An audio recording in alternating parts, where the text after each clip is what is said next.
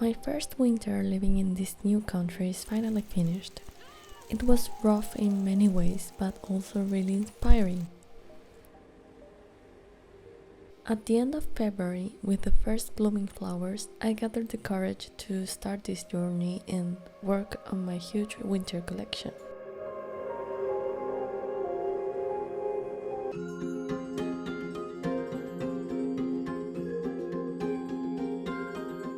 I've gathered stones for years, waiting to be used on a winter-themed collection, and I'm so excited because it's finally happening. To start a collection, I like to put tape on a tray to keep the stones safe and make compositions with them to get inspired, while I organize and decide the place for every single component of my jewelry.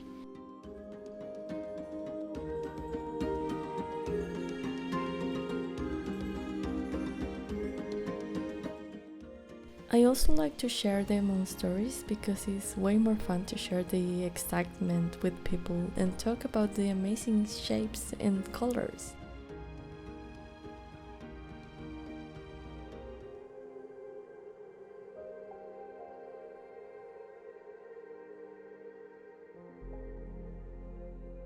I chose to use darker colors and icy textures to go with a misty winter vibe, and let the stones put the cold tones with the white, transparent and blue hues.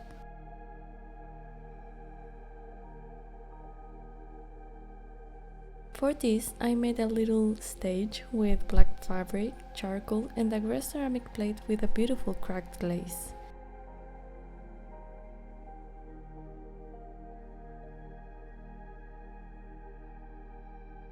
This way I can go from having this kind of organized but shaky and ugly image to this styled photo which conveys the concepts I want to work with. And also it gives me material to make a reel, which is a win-win situation.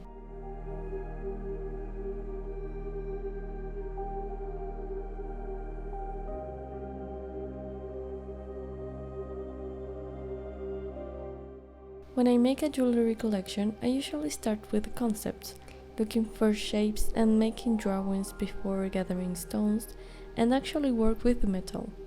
But for this collection, the stones are so special and powerful to the concept that I let the stones guide the designs, to let them express themselves and work with the goal to enhance them and really show the winter vibe through the stones and jewelry details.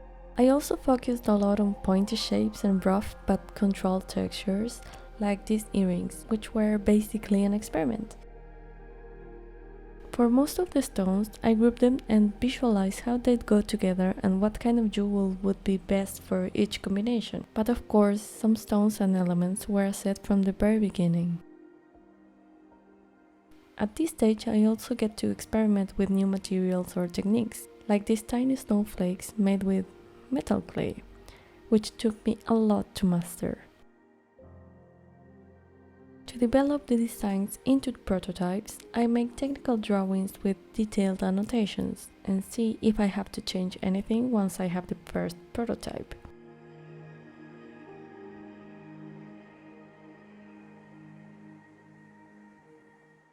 These are some of the first results.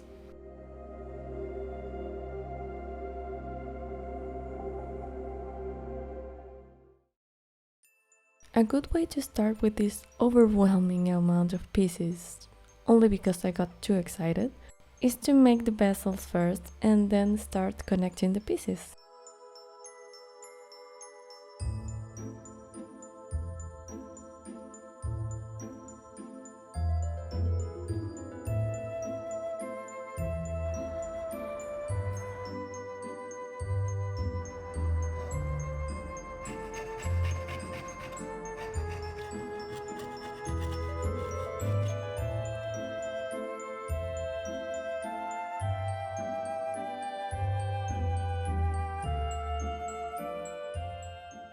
Carefully and with a lot of patience, working on the details of every single piece until it's finally finished.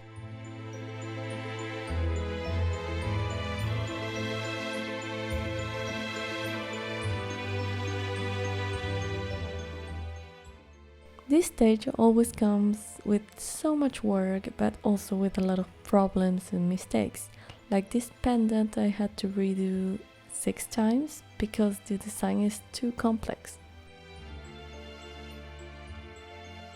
As the pieces are usually finished on the way and at different times, I try to make a stage for the collection, like the one for the stones, to keep visual consistency. I take the photos and videos as soon as a group of pieces are ready, and that way I can program content for social media while I'm still working on the rest of the pieces.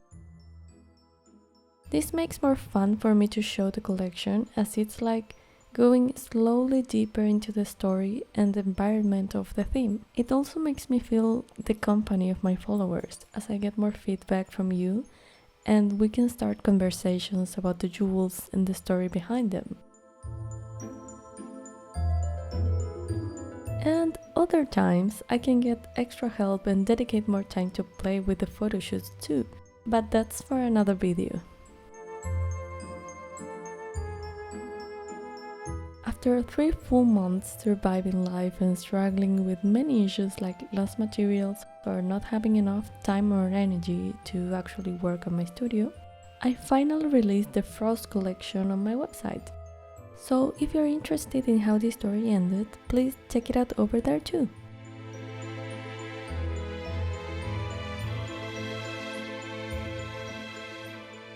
As always, thank you so much for joining me on this adventure, and see you next time.